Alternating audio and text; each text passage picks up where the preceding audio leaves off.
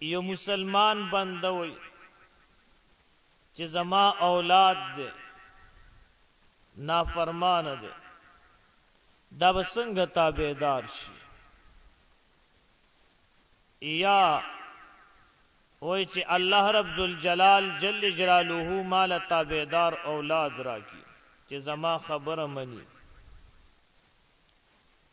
او یا اولاد اشته خو لیکن د خبره نه مني، نو دیوی چې زما اولاد زما بچی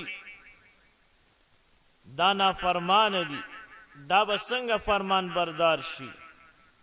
دې دپاره دعا شته، دې دپاره داسې یو ذکر، داسې یو ورد، داسې یو وظیفه شته، او قرآن عظیم الشان کې دې دپاره بهترینه دعا موجود ده، او دا هغه دعا ده چې سیدنا حضرت ابراهیم خلیل الله علیه السلام د الله نه غوښتې وه.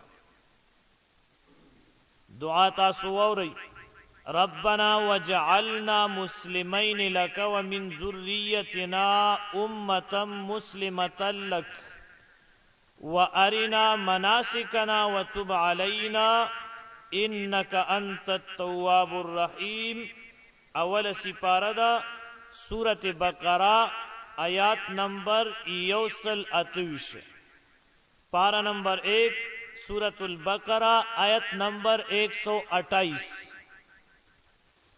نو کم مسلمان بنده چې دا دعا همیشه وي او بار بار الله رب ذوالجلال جل جلاله نه دعا غواړي او دغه دعا ځان سره وي، الله پاک جل جلاله بعد د اولاد چې ده هغه د فرمان بردار کی او د تابعدار بشي.